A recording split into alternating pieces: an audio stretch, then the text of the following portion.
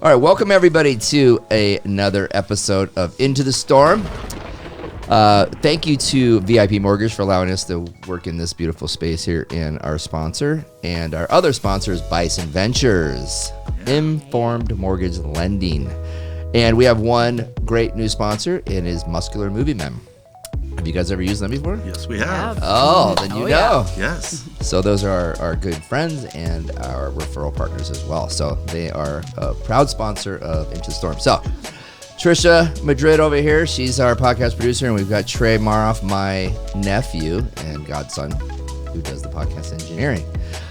So we have some special guests today. They are with North & Co., which seems to be a theme lately.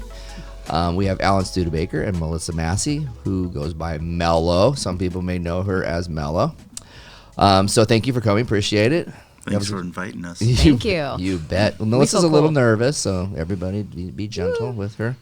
And you will hear my sister chime in every so often over there if she has an important question. So let's just get rolling then right away and just talk a little bit about your guys' journey into the real estate world. And we'll talk about you first because we were kind of doing that already. So you got here in 2003 from where?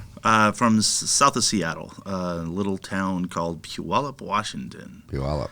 Yeah, okay. hard to say. So you weren't doing real estate there? No, I was 17 years in management for United Parcel Service, UPS, for all the youngsters out there. Yeah. And did you start as a driver? No, started part-time inside, loading and unloading, and then after 6 months got into management and spent the entire time in management. So Gotcha. So what brought you here then? The weather.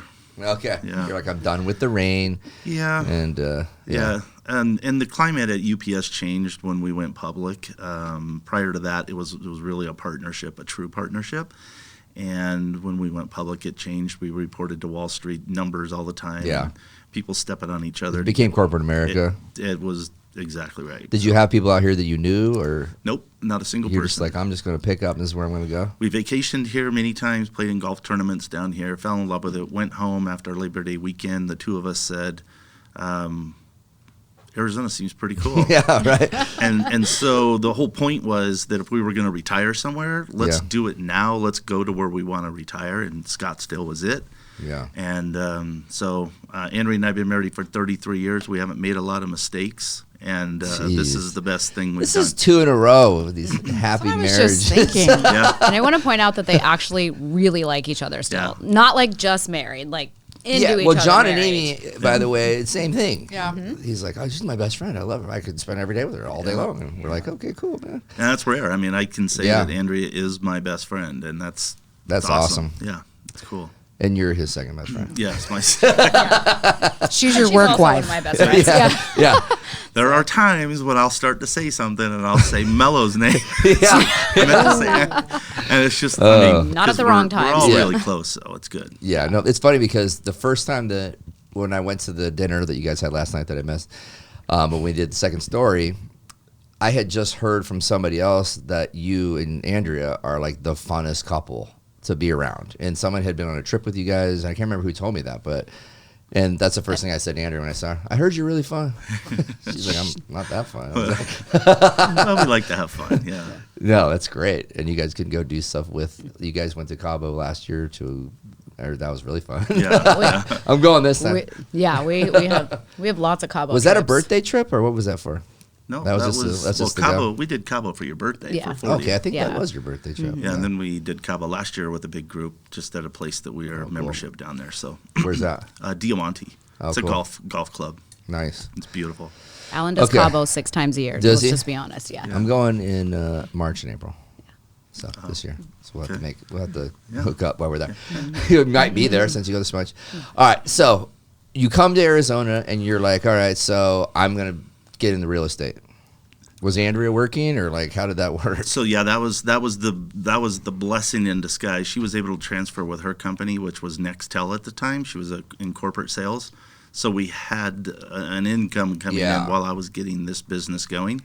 I took 6 months off as well when I left UPS. Just one, I had to have surgery. I had to have ACL surgery. I hurt it in basketball, but it was really to try to figure out who I was, because I was not a good person when I left UPS. Just the way that the culture and the way you manage people. You're jaded at that point? Very jaded, yeah. So just to try to figure out who I was and who I wanted to be, and I didn't want to be that person going into a new career. So after 6 months and studying and... What did you do to figure that out? It's a lot of soul searching, to be honest with you.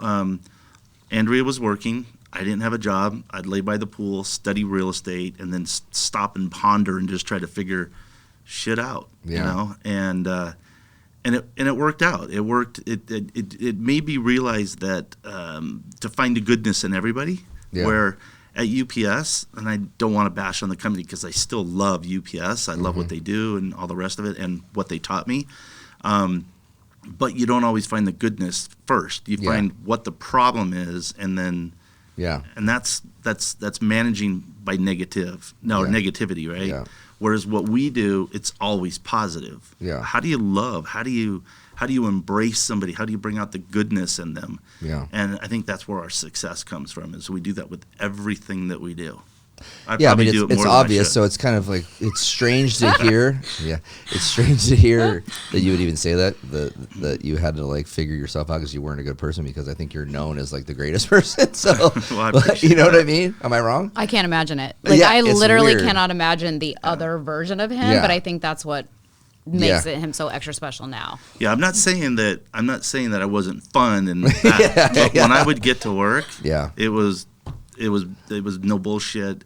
We're grinding every single day, and it's tough. I think that's very common to find in this space. I think a lot of people come into this world because they wanted to get away from that corporate America grind that's been, you wake up every day and you're being, you know exactly what you have to do, and you're being monitored on every single thing, and if you hit your goals the next month, your goals are bigger, and now it's like, it's just constant pressure, and if you don't own it, it gets tough sometimes, especially if management isn't the greatest people to work for. So, right. Well, I'll tell you this, and this I think is really amazing, is that you take the skills that you learn from someplace else and implement them into this new career, and to wake up and be a realtor one day and not understand why people aren't working 40, 50 hours a week, and I'm accustomed to that. Right. It's like, oh shit, I got this figured out because I can work circles around everybody, and that's what I did. Yeah. We actually had that conversation a couple of days ago. There's a lot of realtors that will work 10 or 15 hours in a week and think that's a work week, and I'm like, man, I used to do that in a day. Right. Melo's up at 4:00 every morning. Right. No shit. Working out. So.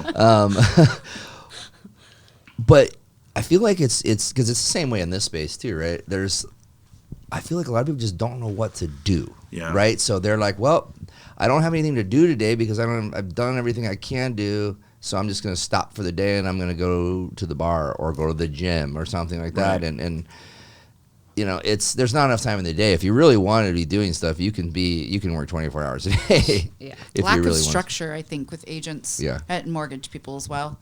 It's like you don't have somebody telling you what to do. Figuring out what to do is like hard. It's a tough balance, right? Because you're not supposed to be there. They are working necessarily. They're 1099 for you guys, right? So it's not. How do you push them too hard when it really they're not like your direct employee, right? So it's tough. I mean, I get it. Sometimes it works really hard, really good to be the tough, lay the hammer down sort of brokerage or team, but it doesn't work for us. It's but sometimes you feel like maybe you should do a little bit more of that tough love. Yeah, and I think one of the most important things that we're really finding out now is what we want may not be what they want, what the individual wants, right? Totally. So to really understand what that value is to them, some agents may be happy with $3 million a year in production. Yeah, totally. And that's fine, right? Is that what we want out of our team? And that's for us to decide. So, and then how do you enforce that, or how do you communicate that? How do you implement that structure? Because at North & Co. that doesn't work, and so we're finding that too now. It's that's not, if that's important to you, that's fine. We honor that, right? We will honor that. But if you're going to be a part of what we're trying to do and where we're trying to go, it takes more than that, right? Yeah. So what about you, Melo? How did you get into the space? Because I know you weren't always in it. No, so background in interior design, but come from a real estate family on both Melo, sides. can you stay still? Oh, sorry. It's all right. I was going to do The microphone doesn't catch everything uniformly. Okay. I'm going to not be nervous now. Real estate family. My dad, painter, contractor, did flips all the time when I was growing up. I used to go when I'm 6, 7 years old. He would plant me here, go prep the house, and he'd do the work, and I just kind of sit on the sites. And so, and he ended up marrying an interior designer. And then my mom was in title. She also was in new home sales. And then she married a top producing agent at Realty Executive, so sort of in the blood, but wasn't something that I wanted to do right away, which I highly regret at this point. I'm like, ooh, if you would have just started when you were 18, can you imagine? Instead of 30, starting at 34. But my stepdad was like crazy psycho. He would listen to Tony Robbins, and my allowance would be based on rather I would complete like a Tony Robbins course. So I was like, dude, this guy's crazy. I'm definitely not getting in that business. He's always working and he's psycho. Like, no. Do you still think he's psycho, or do you go like, that was kind of cool that he made me listen to Tony Robbins? Totally cool. I'm like, I appreciate it now. I mean, high level of regret, because I always thought to myself, what if I partnered with him back then? And you know, does he know that? He doesn't, so that's a whole nother story. But you can watch the episode now; he'll know. Yeah, he may find out. He does. He did congratulate me and heard that I was successful in real estate a few years back, and it was cool. So, but at 18, do you think that you would have had the maturity or the wherewithal to actually, even if you had licensed, right? Hard no, right? Yes, Yeah. Very, very rare that you find somebody that age who can take their business seriously. Yeah, I would have been figuring out how to work at the club. The real estate business is much easier to get started after you've had some other jobs or careers, and you're a little bit more mature, where people take you more seriously. 100%. You know what I mean? Because like when you're trying to sell a home to somebody in their 30s and 40s, and you're 21, it's tough. It's the same thing if you're a financial advisor at 23, right? Who's gonna give you their money at that young of an age? So it's kind of good to go through like life experiences and then get into it. Maybe earlier than 34. Yeah. I got into this at 38. Believe me, I wish I would have gotten into it a lot earlier too. So. Okay, anyways, continue. So yeah, I agree with that. I mean, I think that you've got to be structured and disciplined, right? What are you going to do at 18? Go get your license, and then you know. So anyway, I worked as a design associate with my stepmom, doing anything and everything from project managing big remodels to furniture buying to helping her source pieces and finishes, and sort of like you work for your family, so you're like underpaid and overworked type of situation. And when the real estate market crashed in 2008, it really changed the landscape of the interior design business as well.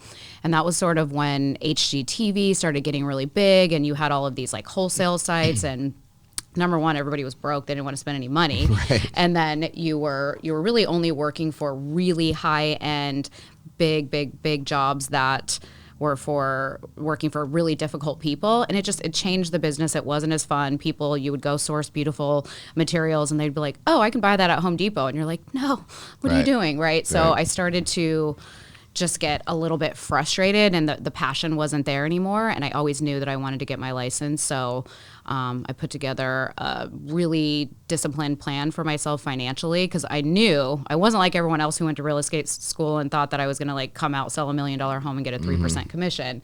I knew how tough it was because I had family in the business. So once I was able to save a really significant amount of money is when I decided to pursue it. And that's what I did. So did it take a long time to get that first deal did it like work in reverse because you had money and you're like, oh, all of a sudden it popped earlier than you thought it was going to? Well, it was interesting because I did get my first deal in the first month, but it was my fiance at the time. It was his parents, so I don't really count that. Yeah. And I ended up partnering up, or I don't know if it was a partnering up, or I was hired by a big top producing agent in the Valley that was doing $100 million a year, and he strictly sold real estate to professional athletes. So I come into him, he says I come to him for advice on how to get in the business, and he's like, number one, he sat me down and he said, if you think that you're going to tiptoe your way into this business, like a little bit in interior design and a little bit in real estate, like you're joking. Right. Like I suggest that you go quit your job now and you get in full time, or you're wasting your time. So I did. 2 weeks later, I told my mom, which she knew it was a plan. I'm like, all right, this is it. Like, I got to go. And I remember just being frightened. I was like, now what? And I'm like, who is going to hire me to sell or help them buy a house? Because I don't know shit. I was just like, and it was humbling, right? Because you come from a business that you've been successful in and you're making a great income. And now all of a sudden you're just like, you don't know anything. Right. So anyway, I kind of dive in. He says, I'm going to give you an office. And it was like, you're going to come to this office every day from 7 a.m. to whenever I tell you you can leave. You'll do open houses every weekend. And I just kind of dived into his business, if you will. So it's like, we're like some of the biggest names in sports where I'm like showing $3 million homes. I do not know what I'm doing. There was no teaching though. It was like, here, go show this house. And I'm like, So I would go buy like power suits, spend all this money on clothes so I could look like Pretend, I knew what I was doing. And I just faked it till I made it a little bit with him. Did you suffer from like big time imposter syndrome? Absolutely. Yeah. Because I'm like, you're here, and everybody was kind of like, I was going to like charity events, and I'm like doing luxury real estate, and I didn't feel fulfilled by that at all because I knew at the end of the day, none of these were my clients. Right. I also didn't know how much I was actually going to get paid because there was no structure for it. It was just like, you're here, so we would maybe close a deal that would have $120,000 commission, and he would say like, here's $1,500, which was fine because I didn't have any clients. So what was I going to do? And then I went behind his back a little bit, and I started creating these like discount postcards and dropping them off at businesses and to anybody that I know, saying that I'll give you 1% back. But I also didn't ask him if I can do that. So what was interesting? You didn't even know if you were getting 3%. No, I didn't know anything. anything. Give a 1% back. So. Yeah, I just would have done anything, and I figured like, how else can you get somebody to try you out? Like, give them a discount. So, what about, sorry to cut you off, but so when you first jumped in, like you said, you outworked people, but like, what did you do and how quickly did you have success? So I did everything that my broker told me to do, right? And my first broker was a lady by the name of Pam Rankin, who was out of the Seattle area as well. She opened up a bunch of, I think 5 or 6 Windermere franchises down here. And I asked her, I said, what do? I have no idea what to do. In fact, I remember sitting at my office on Pima and Pinnacle Peak, looking at the phone, looking at Pinnacle Peak, and going, how do I make this thing ring? Right? Ring. Yeah. At least want to talk to somebody. Yeah. And so she gave me, the kind of the 1, 2, 3s of what to do. And one of those things that she talked about was previewing, going out and understanding inventory, knowing the inventory, what product is out there, who does what in what situations and neighborhoods and whatnot. But I get a phone call lead that comes in as I'm doing floor time. And so the thing to do is this California buyer's coming in for the weekend, so I go out to Stray Mountain Ranch and I start previewing homes. And I'm walking this vacant property, and I'm gonna pause for a second because I want to define something. Yeah. I want to define the word luck, and because a lot of people say, "Oh, well, you're so lucky." Yeah. Well, luck is where preparation and opportunity collide, right? Right. So being prepared, I'm out doing this work, and I'm walking this property, and this guy walks in behind me and startles me, and starts telling me all about this property, and I'm like, man. After about 15, 20 minutes of listening to him, I go, you really know a lot about this house. He goes, well, I should. I'm the builder. I said, oh. He goes, I got 5 more I'd like to show you. So we go in and we look at his 5 other properties in the neighborhood. And then he says to me, so do all realtors do this previewing thing that you're doing? And I go, I'm 2 weeks in the business. Right. Pretty quick. I go, well, all the good ones do. Yeah, right. So he looks at me, smiles. He goes, well, I'll tell you what, I'd like you to list all of my homes for me. Wow. And I looked at him, and of course, again, just out of real estate school, I know you can't do that. So I said, I didn't know that. Why can't you do that? Because there's already agency that's in place, right? So I'm like, well, Dave, you're already listed. All of these homes are listed with another broker. Okay. So, I can't really tell you what to do. But what you should do is sit down and have a conversation with your agent and just tell them what you would like to do. Like, this is what you want done with these homes. They're not selling, so get to, why they're not selling and whatnot. And just have a conversation. And so he called me up later that night and he said, well, we're canceling all the listings. I said, oh, well, I need to see the cancellations then. He sent him over, and I said, well, when would you like to get started? He goes, today. And then I'm like, oh, shit. Oh, cool. What do I do? I don't know what to do. So I walk into Pam's office. I said, Pam, I got a problem. She goes, well, what's the problem? I said, I got to list 5 properties, like, today. She goes, what the hell are you talking about? And so I told her what had happened, and she goes, I knew you were going to do this, And so it was really a cool moment because she said, I knew you were going to do this because she knew you were going to succeed. Yeah, okay. Exactly. That's yeah, cool. And she knows that I have a very competitive nature about me. I don't like to take second, and in this business, we know what second is, right?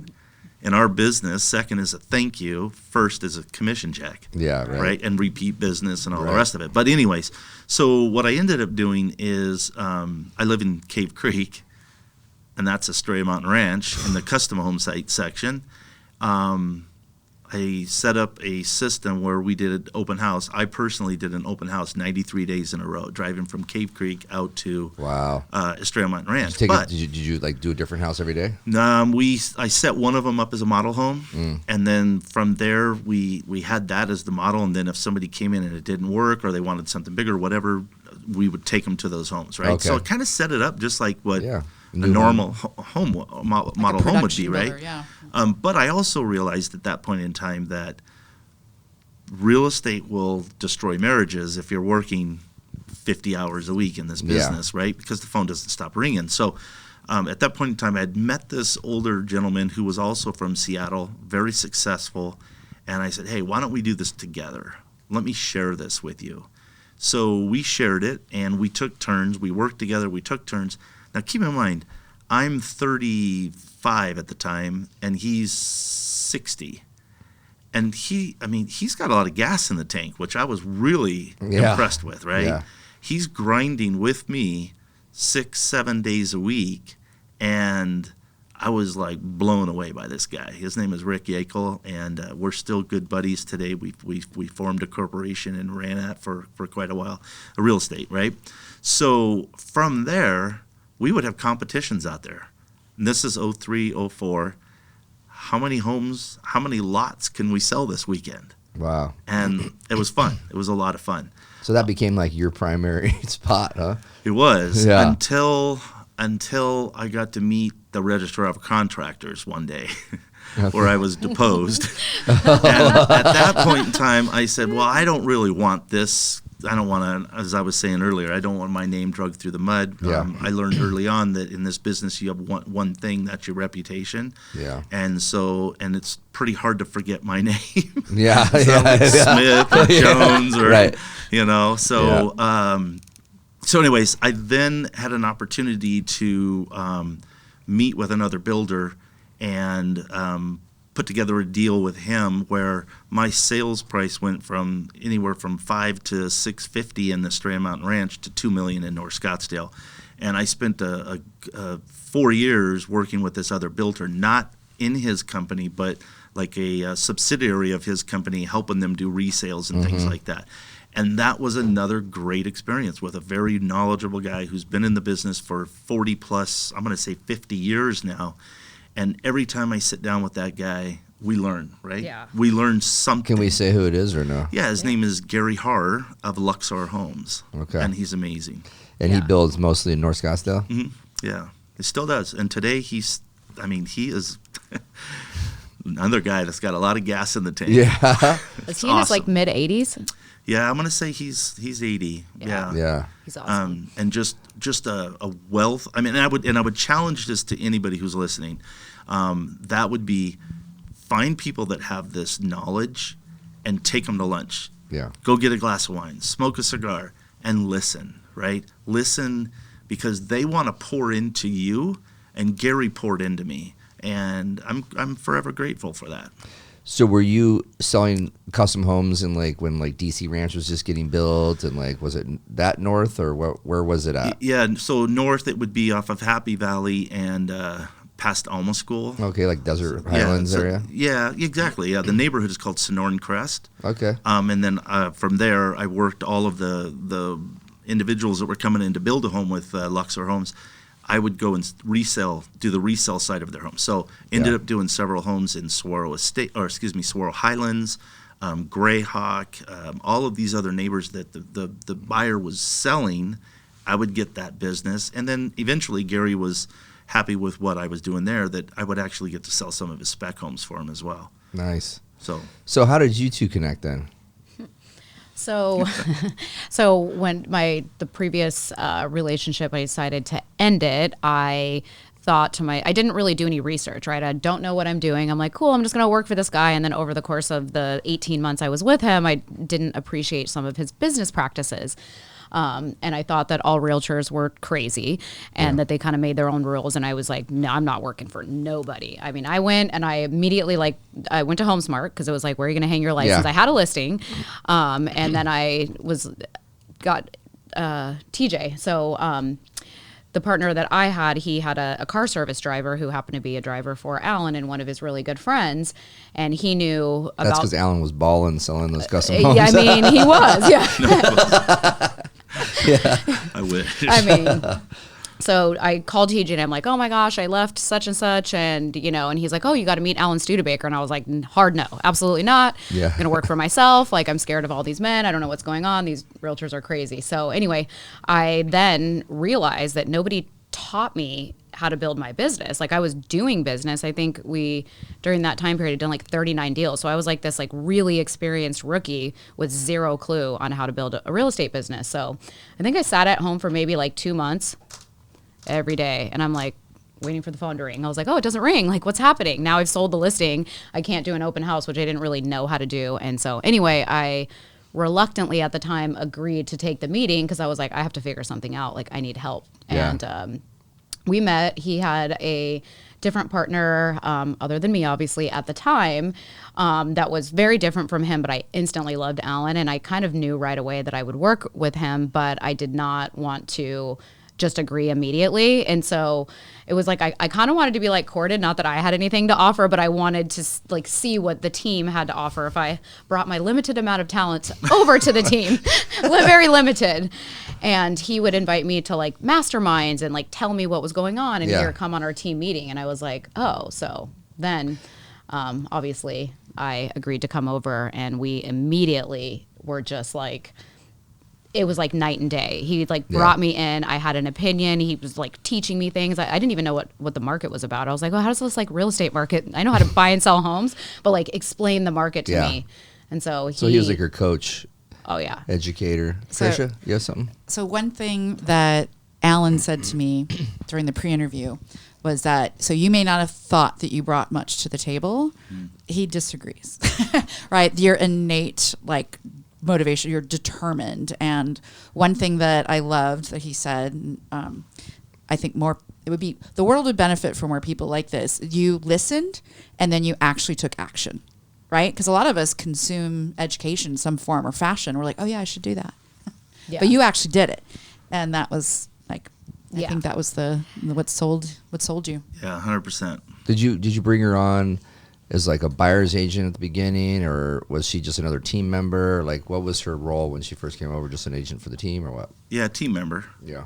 So she came on as a team member, and the very disciplined, I think, is really the word. If Melo says she's going to do something at 4:00 in the morning, at 3:50 it's getting started, right? She works out every morning at 4:00. And the only reason why she starts at 4:00 is because we have meetings that start at 8:00. Right. And so, and then the other thing is she's in bed early too, because she's getting up early. So she's very disciplined when it comes to her personal goals, and it's the same thing when in business. It's it's no nonsense. Yeah. If you say you're going to do an open house and it starts at 1:00 and you're going to be there from 1 to 5 or 12 to 5 or 9 to 5, be there. Don't make excuses. I don't love people being late for things. Yeah. Yeah. And it's tough. It's tough in this business, or just in anything in life, right? Yeah. Well, I would say this though. So one of the things, because she's very friendly and bubbly and all around, and just she's just got a great personality. Not that I prejudged or anything, but when I met Aaron as well, because of their such good, fun people, they work harder. Or maybe I just follow them more, but like they're always working, and I don't feel like you see that with that many people. But you're right, dude. She's always working because I ask her to do stuff unless she's blowing up, like. She's like, I can't. I'm working. I was like, oh, cool. Like, I'll try it, but like, I'm off this. I got to do this, and I'm gonna go out here. I'm gonna be in Chandler, and then I'll get done, and then I got to go to freaking Peoria or something, And I'm like, damn, dude, She's like, I literally work and work out. Yeah. That's what I do. Earlier you asked how did we meet Aaron, because Aaron is a very integral part of our business and our partnership, because Aaron's a partner as well. Shout out to Aaron, by the way. Yeah. Shout out to Aaron. I actually told him to come if he wanted to and like sit back and like chime in, but he's like, no. Yeah. He's at work. Yeah, he's working. He is working. He's at an open house. Wait a minute. Yeah. It's 5:00. He's at TJ's. He's JT's. Working, or JT's. I'm sorry. Hey, he's JT's. networking. He's networking. Working JT's. Yeah. Brian North told him, go down there and I network. know. I heard the story. Yeah, so it's awesome. But so I really got to tell you this because it's a really cool story. We were at a HomeSmart when we were at HomeSmart at an awards ceremony. Lots of people there, and one of the executives asked me to do something impromptu at the start of the meeting, and that was just basically walk up to the front of the stage with a business card. So another gal on the other side of the stage or where we're at gets called up front. I go up front, and we exchange business cards, and it's all about networking. Today, we want you to network, get to know other HomeSmart agents, create a referral network, and whatnot. And that was it. And at lunch, she comes over to our table with Aaron, who's here looking for a job. And I'm like, what is this? And she goes, well, Aaron wants to learn real estate, and it would be really cool if there was a way, if you're hiring or if you're, thinking about bringing somebody in, he would love to learn the business of real estate. And I'm like, oh, all right, whatever. Just this guy's long blonde hair. We took the interview. The interview, and I fell in love with the guy. I mean, like, we got to find a spot for this guy because he's going to kill it, right? We have got to find a spot for him. So I said, we were like, how about be our assistant? Why don't you come on as an assistant? So Aaron was literally brought on to be an assistant, and an assistant doesn't even describe what this guy does. I mean, just his ability to connect with people, his ability to make people happy, make people feel good. It's insane. And genuine, a genuine person that really wants to help. Not like the assistant that's like, ugh, these agents are making these huge commissions. Why am I doing all their grunt work? But like genuinely would just like do anything and have no limit to it, but do it from the heart, which I've never seen anything like that before. Never. So I have a good story about this too. We have to do a whole background on Aaron too, by the way. But before I do that, so when we played golf for the first time, it's the first time him and I really hung out, and I came home that night, and I told Lana, I was like, I think I have a new best friend. Yes. She's like, really? I was like, yeah. I really like this guy a lot. Who then you clocked in the face with the golf. Well, that was the next time we played, Okay. and then we became better friends. Yeah. But give him the backstory with him too, which is shocking because he has long blonde hair. It doesn't. But dude, the guy was a farmer for a very long time in Iowa, grinding. So grinding to him is a whole nother ball game. Yeah. Grinding to him is up at 3 a.m, getting the tractors ready to go out and plow the field. And I'm not saying plow the field, but go out and work the field. And whatever he would do, and then be done at the end of the day. And the end of the day is when the sun goes down, right? Yeah. So it's different, but. Yeah. Well, I think that's what the three of us have in common and why we bonded the way that we have in this partnership, because none of us are scared of hard work because that's all of our background. So it's like, we're like, dude, no big deal. It's not hard work. Aaron's not afraid of anything. This job's not hard work. Let's dig it a little deeper if we can with him, because he wanted to be a golf pro, and he played a lot of golf early on and actually went to school. And Aaron, as you know, is really good. First time he played our club down in Cabo, he walks out half-cocked drunk and shoots a 76. And I'm like, Aaron, what are you doing, man? And our caddy looked at me. He goes, man, this guy's pretty good. And the next day shoots a 74. Right. You know, so, and he's fun. And he's like, this doesn't even, I don't even enjoy this. You know, I just come out here and I swing and, you know, I'm having fun because I'm with you guys, right? Yeah. So he starts off in the assistant role, and then we're trying to get him to get his license. And who took the test more, him or me? I can't remember. I think it was 7 and 7. Just saying. I heard 13 today, by the way. Yeah. So he finally gets his license, and now he can start really doing and mastering his craft.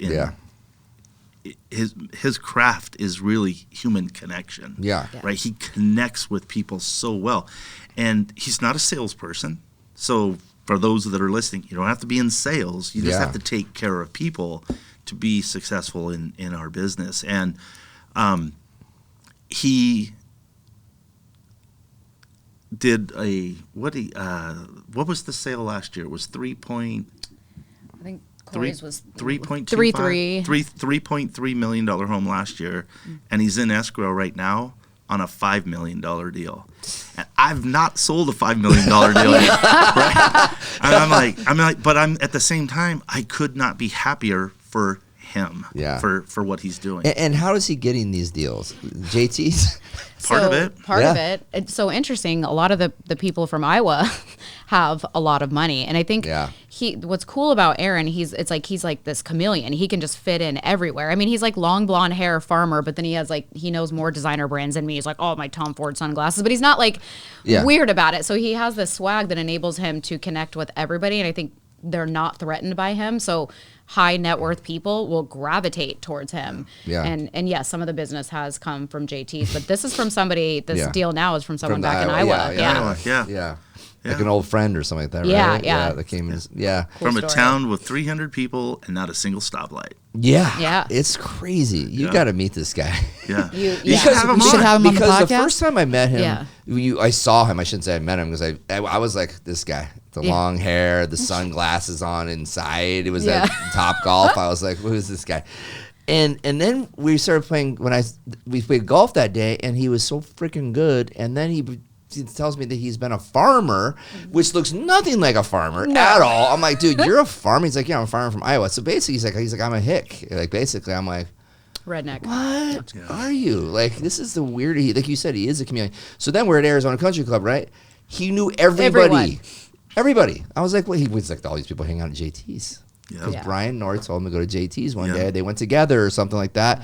And it he said it made him credible with a lot of the people there. They're like, oh, you really do real estate because you know Brian North. Brian and To touch on the part where you said, you don't need to be a salesperson, but you do have to realize that you have something of value to offer people. And that was the disconnect for Aaron, because was so much like against a salesman that prior to kind of Brian chatting with him and Alan and them kind of going into JT's with him, he just wasn't doing anything with intention. And I think that he was like, oh, I don't want to ask people for business. And, Brian and Alan are like, what do you mean? Like, can we get your business? Right. And so once he figured out that he had something of value to offer, and all he had to do was talk intelligently about it, and then he had some credibility, everything just started coming together. So shout out to Brian and Alan for being like, hey, look, So he was a good hire. He's unstoppable. Oh, yeah. I remember when we were golfing that day, he was talking about a bonus that you guys gave him. And he was like, I don't even know why you guys did that. That's what he said. He goes, I don't even know why you guys did it. And you're like, because you're a fucking badass. That's what you said. He goes, I didn't deserve that. Like, I didn't need that. Yeah. He's like, but you guys just did. I mean, who is this guy? My goal every time we do something like that, my goal is to get him choked up. Yeah. Oh, we've done it. We've done it at Christmas things, and Aaron's got tears, and I'm like, oh shit, look at him. It's a great feeling because he appreciates it so much. Dude, so much. It's awesome. Yeah. This is like the Aaron show. I know. We're going to sit here. This is the last thing I say. This is the last thing I say. And then you guys can say more. Yeah. But like you said, the dude does get up super early, and he goes and runs or walks and does like video. Does more videos than any of us do. Yeah. He's like a food blogger too. Yeah. But I mean, he's not he's doing everything you're supposed to do with like zero apologies at all about it. He's just rolling and doing it and making friends along the way.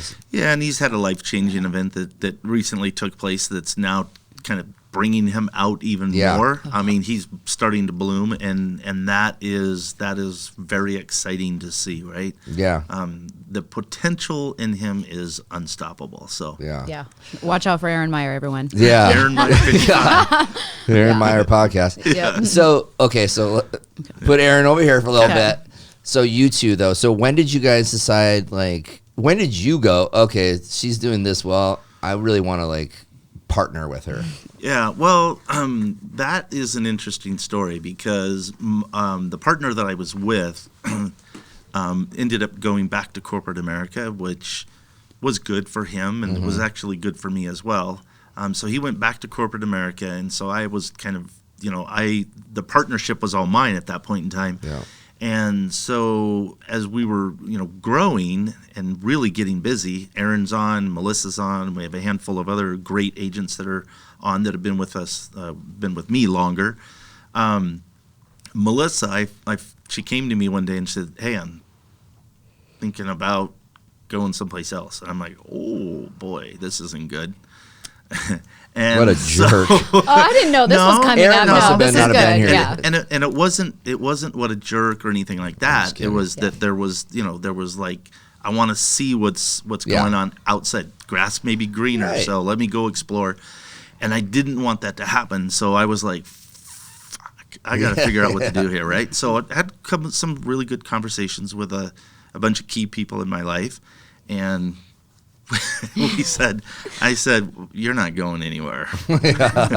So Thank God. we had a chance. I said, "Why don't you think about it, and then let's get together and talk." And then she talked to a few people, and then she came into my office and we talked. And I said, "We got to figure this out." And I said, "You're not leaving until we do."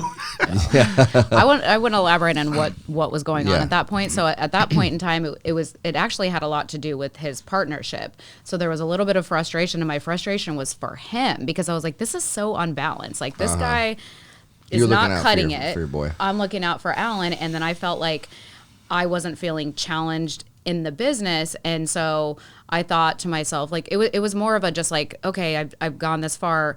Do I need to go get around like this caliber of people to up my game? So it was really me looking at myself saying, how can I force myself to get better? And then not knowing if that was going to be possible. And we were at HomeSmart at the time, and I was actually going to go with your really good friends. I don't know if they've told you that story, but I'll mention that later.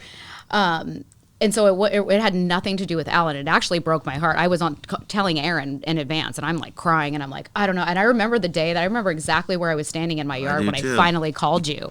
And it was like, both of us are crying instantly. And I almost knew at that time that it was the wrong decision. I'm gonna start crying. I think it was really sad. Like, and then, thank goodness I was able to talk to some of our partners that were able to put me in my place about the business.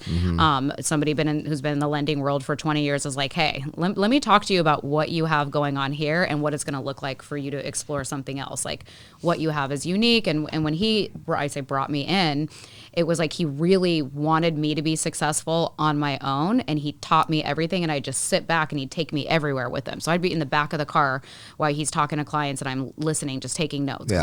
We'd be in North Scottsdale. I'm like, I don't know shit about North Scottsdale. I'm from Glendale.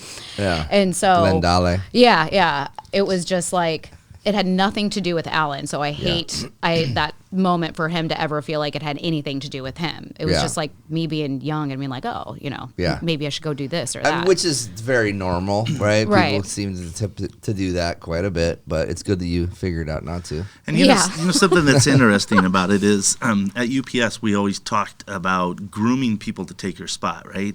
And I knew that there was going to be a time where Melissa was going to be a partner in the business, and I actually had it like it was, my outline was almost completely in place. It was like almost every box was checked, and then all of a sudden this happened, and I was like, okay, we got to figure this out now, all right? Because it was like the offer was coming, but I had no idea that she was thinking about something else, and so it was actually a beautiful moment. I mean, when was this? This was 2000, early 19 or because we officially became partners July of 19. Right. I remember that. Yeah. So it was sometime there. So. Yeah, or maybe it was sooner than that.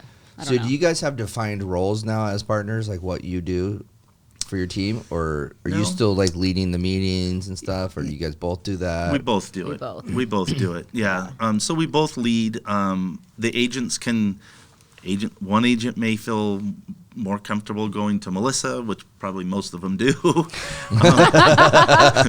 And then others will come to me. Yeah. And so the beauty is we have different views on most things, not all things. And I would say that a unique thing that happens in business, and you probably have partners that are the same way, where you can be sitting in a room and not hear the conversation on the phone, but you can hear your partner's conversation, and you know everything that was said on the other side. Right. That only happens with a handful of people. It's only happened to me 3 times. Melissa's one of those people where I know what's going on the other side. Yeah. When she gets off the phone, it's like, okay, what do we got to figure out here? Yeah, Stu and I definitely do that same thing. And that's unique, right? Yeah. That's a unique relationship that enables you to excel and become better at what you're doing, right? Yeah. So And the cool thing about us is like we don't ask each other like, hey, is it okay if I do this? Hey, is it okay, like if I say something or if I handle a situation? Like I already know what he's gonna do. He already knows what I'm gonna do. So we don't have a lot of like consulting because that's where our trust level is at. We know each other so well that, and we typically we agree on a lot of things, but maybe the viewpoint looks a little bit different, right? And I can be pretty like stringent and very just like I can be a little bit of a bitch, like just a little bit like cold-hearted or very businesslike, and then he has a much bigger heart, and I feel like that's what's really great because he can bring me back and I can bring him back when he's too hardy, and like when I'm too bitchy he can bring it. So it's just like it just works out perfect. Yeah. Trish? So since you are clearly so tight, how does that your relationship impact your other personal relationships? Like he totally loves his wife, right? How does she feel about you? So Andrea and I are really close. Okay. So her and I are on the same page about everything. So the trouble that Alan has is the two of us ganging up on him. But really, what's crazy is that we're family, and he is like my best friend. This is my friend group. We travel together. We do everything together. And Alan has introduced me. Like, I never played golf. He's the first person who taught me golf. He brought me into charity with golf, and so our lives, like, we laugh because we go out of town, and then and now Aaron comes with us, so the 3 of us go out of town together, and we set up shop. But like and then all of my best friends that I had growing up, they go to his house on Thanksgiving for Friendsgiving, and they're all friends with him, and they're his family too. So we've really married our friend group. Wow. So has this affected you guys at all with North and Cove, or people wanting to come over to your group? Yeah. Okay, because I can imagine they're FOMO. Well, they're just not happy with their current situation, or they're a single agent. They want, which is okay. And they may feel, and heaven forbid that they feel lost at North & Co, because North & Co has so much to offer. There's so much collaboration within North & Co. But I think we said it earlier. Sometimes it's like you're new in the business and you don't know what to do, right? Yeah. Well, what you should do, and I already touched on it earlier, is you should reach out to somebody who is successful. And don't be afraid to ask questions. Don't be afraid to take a top producing agent, a builder, anybody that's successful in this business. Take them to lunch, buy them lunch, and pick their brain on how you can be better and what they might offer you to help you succeed, right? Yeah. And so we've had a lot of agents at North & Co that have approached us, but we're at a point right now where we want to and I'm going to say it, trim the fat, and then do more with less. Yeah. But we want to be surrounded with people that are really productive right now. And part of that's been my fault because, as Melissa's indicated, I tend to believe in everybody. And there's nothing wrong with that. It's just how much time do you put into that? And again, honor that person, because that person may be happy with 3 million. They may be happy with 3 deals a year. Yeah. That's just not going to work for us any longer, right? We have to really step up our game and do a better job. We do a phenomenal job with our clients, right? Our clients are very happy with us.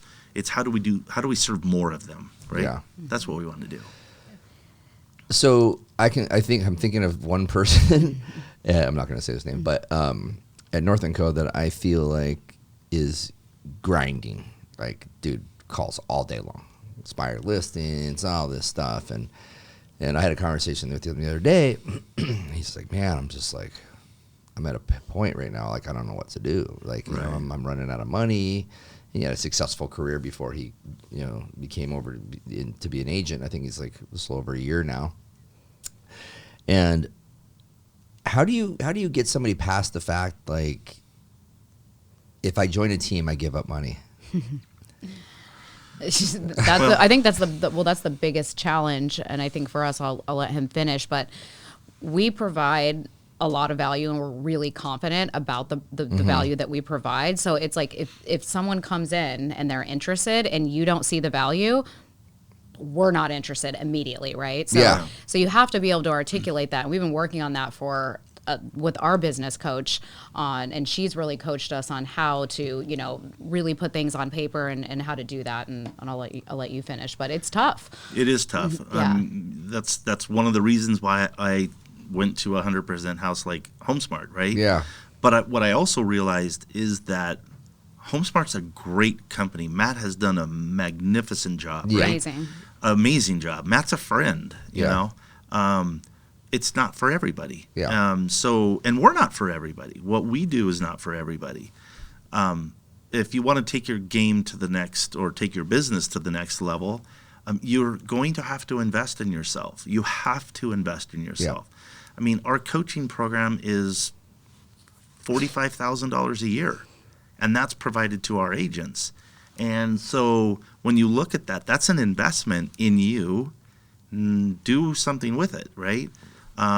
So touch on that for a second. What do you mean it's $45,000? They pay that? That's what we pay for our coaching program. Oh, for your coaching program, for your right. And you take that information and you provide that to your agents. Our agents are actually coached by this program as well. Oh, okay. So they get coaching from it, and then they get the opportunity to go to the workshops and the webinars and all the rest of it.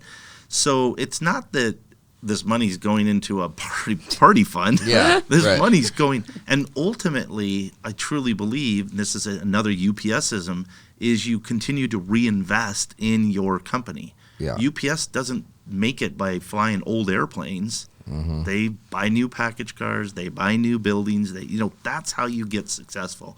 So we reinvest in ourselves, and eventually, everybody's going to be doing $20 million a year. I don't want them to leave. Yeah. Right? So we have a structure that makes it to where it becomes very hard to leave. It's not that you can't. Yeah. It just becomes such a family, and the way we do business, financially, it doesn't make sense for you to leave.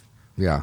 Irregardless of what you're making. I think the misconception, and there's so many different team structures. We go to all these masterminds, and we're not a lead generation based team. Like, you don't come to us and we're going to buy leads and then you're going to convert them. So it's a little bit different, right? Because that's what people are usually looking for. But I think when people think there's like, oh, you're working for Alan and Melo and they're getting paid. And it's like, whoa. Commission splits go to pay for business expenses for the entire team. And the business expenses often exceed what the team splits are. So I think, and that's here nor there, but it's the perception of joining a team and giving up your money and not realizing the opportunities the team brings you that will actually make you more money. And I've never been a single agent, so I've been on a commission split, and people said to me as soon as I started making money, like, well, why would you give up any commission? And I'm like, why would I go out on my own?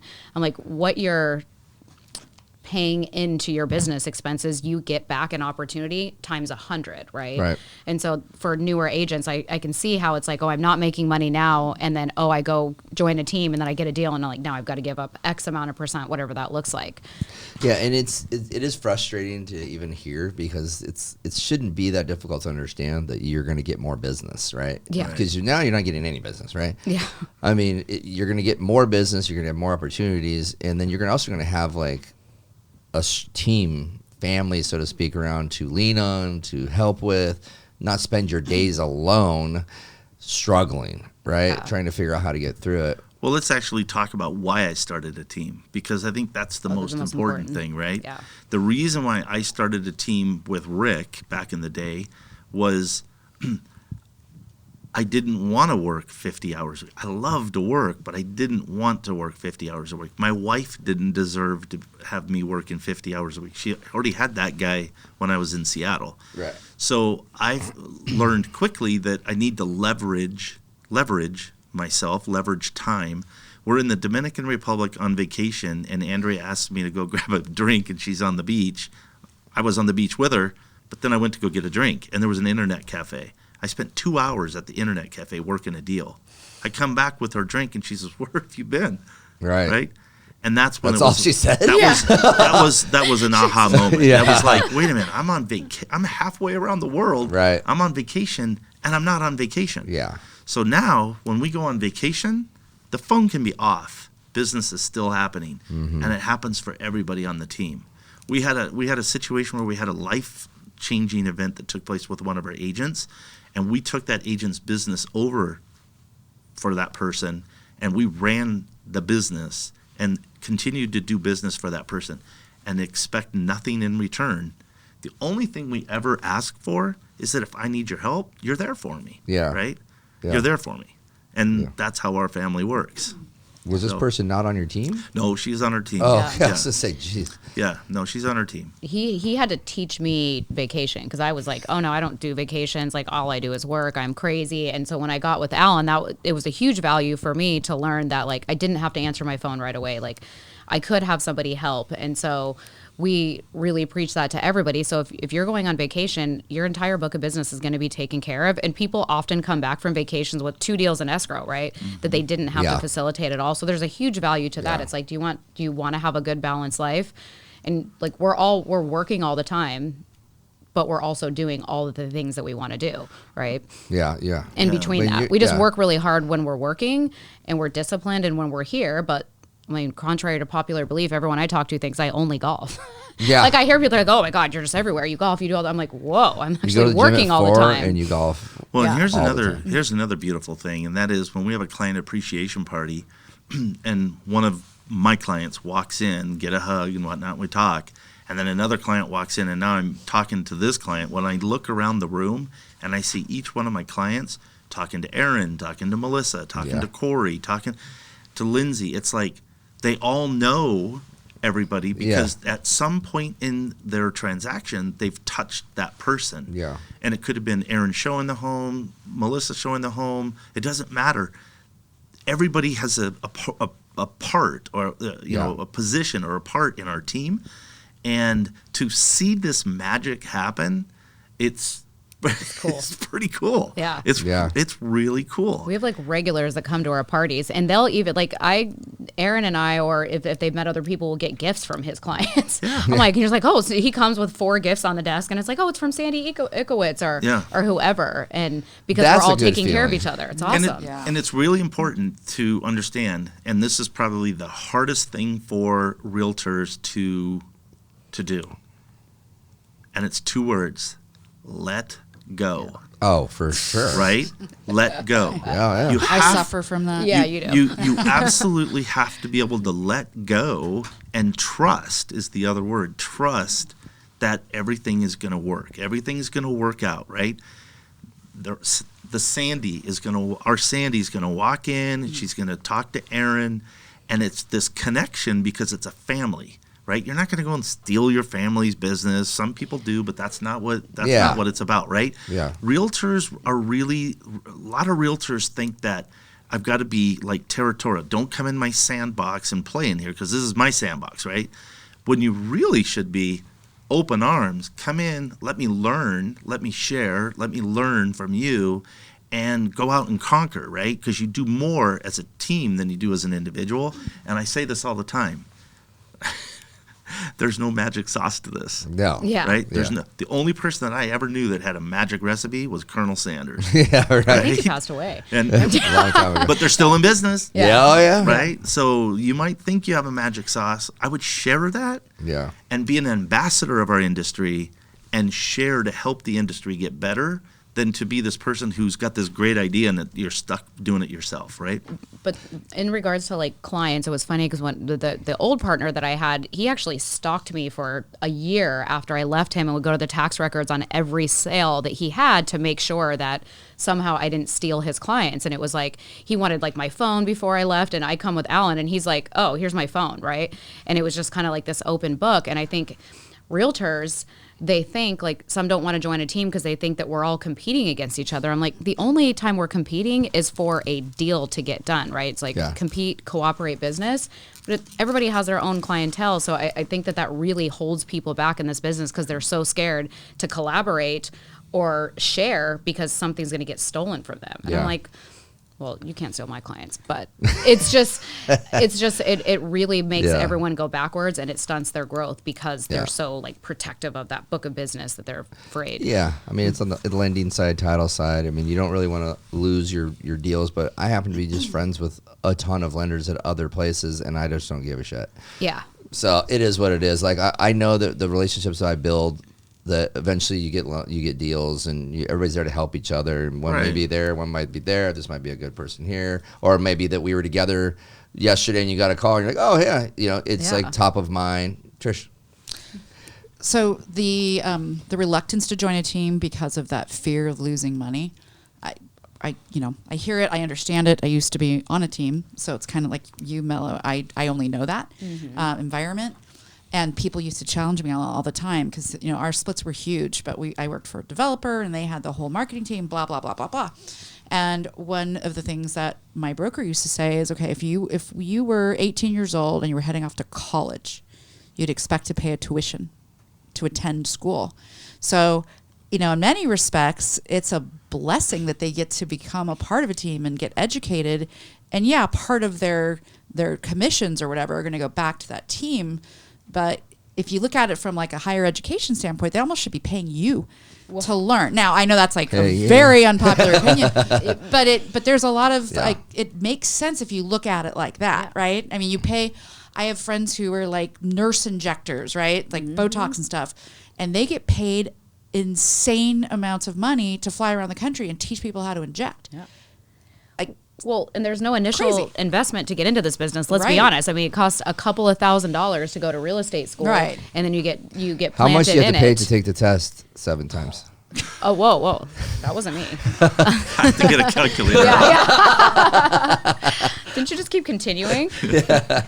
But there's like zero barrier of entry and zero education, so that's such a great point, and that's why I was willing to. The first year in real estate, I made I went from a 6-figure income to $11,000, in which I did 27 deals, and I was grateful because I thought, well, I'd have made $0 if this person didn't bring me in and I didn't kind of get that hands-on education. Well, and I look back at UPS again, which was a great career, and my top salary after 18 years of working there was barely 6 digits. Yeah. And in this business, what do you want to make? Yeah. How hard do you want to work? What do you want to make?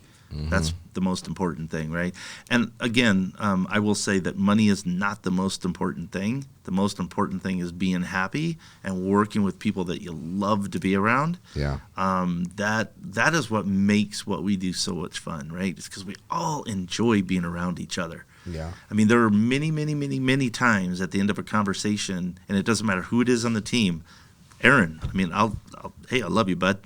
In the morning, I say, hey, good morning, sunshine. What's going on? Yeah. It's just, that's the culture that we have. Yeah. Well, it's apparent. We're all, Aaron has to hear from me on the way home from the gym every morning because he's like the only person that's up besides Lindsay. So we have a group text and it's already starting at like 5 a.m. We're just like after it. Yeah. But. Well, we're getting up on 6 o'clock here, so that went by fast. This went by fast, so we might as well sort of wrap up since that was a good little topic and nugget. Unless there's anything else you guys feel like you want to throw out there, here's my only thing I'm going to say is you guys. This is probably going to bring people to you, though. Mm-hmm. Yeah, this is a recruitment tool. Be ready. Yeah. To be like, we're not hiring right now. But the right people comes about. Well, one last thing, because if everyone at North & Co. is listening, I think you were asking the question, I understood that we have heard that people felt a little bit intimidated because we're such like a close group, like at the Scottsdale office, and we have a complete open door. Like we're willing to sit with anybody who wants a little bit of direction, and there is going to be a point in time that we are going to bring on more agents, and we want people. We would love to have people within North & Co. So like we're an open door, and that goes for anybody at any brokerage, and we're always here to help. And like don't be intimidated by us because we're like definitely not scary. No, I mean one of the things that we talked about it, but getting into this business, there's a wealth of knowledge that is in our group. The single agent doesn't have the opportunities, right? Yeah. We carry 20 listings and that agent has 0. Yeah. There's opportunities to sit open houses, to learn, to listen to conversations, all of those things that take place. And then we do the coaching with the agents as well. But anybody that wants to talk with us, all you got to do is get on our calendar and we'll go and have a lunch, come into the office with coffee or whatever. Yeah. We're there and we want to share. I said it earlier, you have to be an ambassador of this industry to make it better. There are people that shouldn't be in this business, and we all have to get better at what we do. And the only way you do that was with synergy and collaboration. Absolutely. Yeah. Well said. For Trisha, sure. I feel like you have some more things to say. The parallel between your team and ours it's pretty remarkable. I mean, like we were at an event yesterday, and a lot of those with agents, and it's interesting because they're like, "Oh, how's Bree?" Or like, "Oh, I know so and so just had a baby," and blah blah blah, and we're it's a relationship that maybe Ryan or I manage, but they love our entire team from the first phone call or email all the way to funding a loan. They feel like they get to know us as a unit, and that's how we market ourselves. Because when I first started, I'm like, okay, I support these 3 loan officers on the business development front, and I was like, do people get upset if like one person ends up doing the DC and not the other? And Stuart and Ryan were like, no, it doesn't matter because we're like all one big happy family. Yeah. And it's nice when agents who interface with us see that, because it's like one thing to say it like, oh, work fam, Yeah. Like we really, really, really love each other. And we've got, it's the best work experience I've ever had. And I've had some really cool jobs, but I've never lived in or worked in an environment where I truly enjoy like everybody. Yeah. Like there's not like one like pariah that I'm like, oh shit, we got to avoid, everybody's cool and really smart and good at what they do. Yeah. I don't feel like I have a job. I just like have fun with people and make money. I think when you reach that point in your career or in your business, that's when success happens. Totally. Right? Mm-hmm. When you reach that point, that is truly where success, and everything else after that is just icing on the cake. Absolutely. Right? Absolutely. Quote that. Yes. Icing on the cake. Okay, so we're going to wrap on that there. Let's talk a little bit about social media, though. When we release this, just pump it out. Because I know you will for sure. I can count on Melo and North & Co. North & Co. will push it out big time. Absolutely. Yeah.